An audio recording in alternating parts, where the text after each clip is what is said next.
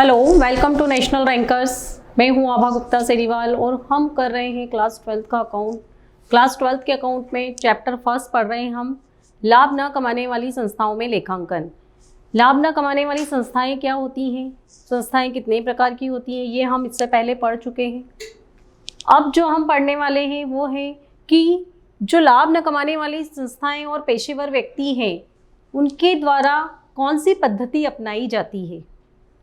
तो जो गैर व्यापारिक संस्थाएं, लाभ न कमाने वाली संस्थाएं होती हैं, वो अपना पूरा हिसाब किताब रोकड़ पद्धति से रखती हैं।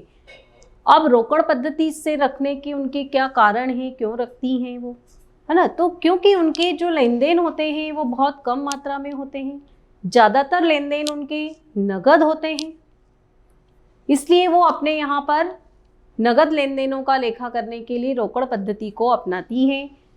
क्योंकि जो उधार लेन देन है वो उनके कम मात्रा में होते हैं, तो खाली एक स्मरण पुस्तिका रखने से भी उनका काम चल जाता है।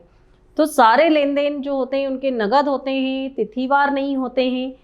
तो एक किसी भी निश्चित तिथि को अपने लाभ या हानि को जानने के लिए, बचत या घाटे को जानने के लिए प्राप्ति भुगतान खाता, आयव्यय खाता बनाते हैं और अपने व्यापार की, अपने संस्था की जो आर्थिक स्थिति है उसको जानने के लिए वो चिट्ठा बनाती हैं। तो ये कारण था उनका रोकड़ पद्धति को अपनाने का कि क्योंकि वो लेन देन उनके नगद होते हैं और कम मात्रा में होते हैं।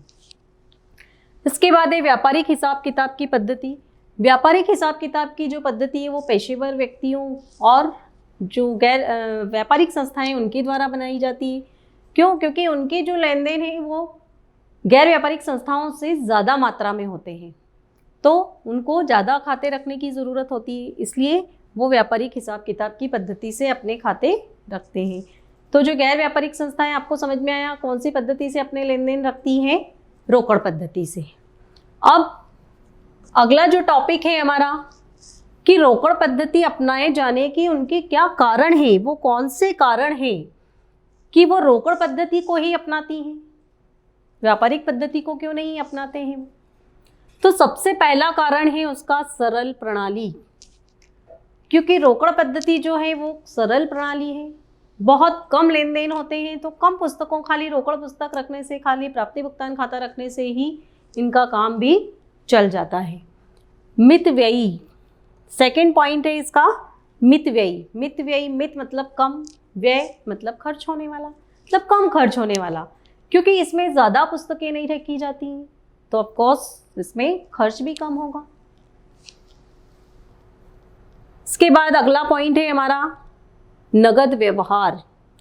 क्योंकि ज़्यादातर सौदे इनके नगद होते हैं, नगद होने के कारण ये जो है अपने यहाँ पर सिर्फ नगद रोकड़ पद्धति से लेन देन रखती है, खाली एक रोकड़ पुस्तक रखने से इनको काम चल जाता है, दूसरी पुस्तकों की इनको ज़रूरत नहीं होती है। पूर्ण प्रणाली। पूर्ण प्रणाली मतलब इन संस्थाओं या व्यक्तियों द्वारा प्राप्ति भुगतान खाता, आयव्यय खाता और चिट्ठा बनाया जाता है। प्राप्ति भुगतान खाता और आयव्यय खाता सरप्लस या डेफिसिट, बचत या घाटे को जानने के लिए बनाया जाता है, और जब वो वित्तीय स्थिति जानना चाहते हैं तो चिट्ठा बनाते हैं। तो एक तरह से ये अपने आप में पूर्ण प्रणाली होती है जिसमें व्यापार की, उनकी संस्था की समस्त वित्तीय स्थिति और बचत या घाटे की जानकारी इनको हो जाती है। हिसाब की जांच। जिस तरीके से दोहरा लेखा प्रणाली में तलपट बनाकर खातों की शुद्धता की जांच की जाती है, उसी तरह से रोकड़ पद्धति में प्राप्ति भुगतान खाता बनाकर शुद्धता की जांच की जाती है। बचत एवं घाटे की जानकारी। एक निश्चित समय अवधि के बाद संस्था को कितना बचत हो रहा है, मतलब सरप्लस हो रहा है, और संस्था को कितना घाटा हो रहा है, मतलब डेफिसिट हो रही है, इसकी जानकारी हो जाती है आयव्यय खाता बनाने से। चिट्ठा। जब भी गैर व्यापारिक संस्था अपनी आर्थिक स्थिति जानना चाहती है, एक निश्चित समय पर उसकी कितनी संपत्तियां हैं, कितने दायित्व हैं, इसकी पूंजी कितनी है, तो जब वो ये सारी चीज़ें जानना चाहती है तो उसके लिए वो चिट्ठा बनाती है, बैलेंस शीट। ये थे सारे कारण रोकड़ पद्धति को अपनाए जाने के। अब हम पढ़ेंगे कि गैर व्यापारिक संस्थाएं और व्यापारिक संस्थाओं में क्या अंतर है। लाभ न कमाने वाली संस्थाएं और गैर व्यापारिक संस्थाएं एक ही बात है। सबसे पहला देखिए आप इसका पॉइंट, मुख्य उद्देश्य। लाभ न कमाने वाली संस्थाएं, इनका मुख्य उद्देश्य क्या होता है? समाज कल्याण, समाज सेवा करना। जबकि इनका मुख्य उद्देश्य क्या होता है? लाभ कमाना। ये लाभ कमाने के उद्देश्य से ही खोली जाती हैं। सेकंड, वित्तीय विवरण। इन संस्थाओं के वित्तीय विवरण मतलब जो ये खाते बनाते हैं, कौन से अकाउंट बनाते हैं। देखिए सबसे पहला प्राप्ति भुगतान खाता जो नगद लेन देनों के लिए होता है, आय व्यय खाता जो लाभानी खाते की तरह होता है, और चिट्ठा बैलेंस शीट जिसमें संपत्ति और दायित्वों का लेखा किया जाता है। ये तो थे लाभ न कमाने वाली संस्थाओं के खाते। अब जो व्यापारिक संस्थाएं हैं वो कौन कौन से खाते बनाती हैं? सबसे पहला व्यापार खाता, ट्रेडिंग अकाउंट, लाभानी खाता, प्रॉफिट एंड लॉस अकाउंट और चिट्ठा। चिट्ठा ये भी बनाते हैं और इनके यहाँ पर भी बनाया जाता है। इसके बाद अगला जो पॉइंट है, पूंजी। इन संस्थाओं की अपनी कोई निजी पूंजी नहीं होती है, जबकि जो व्यापारिक संस्थाएं होती हैं उनकी अपनी निजी पूंजी होती है। उदाहरण,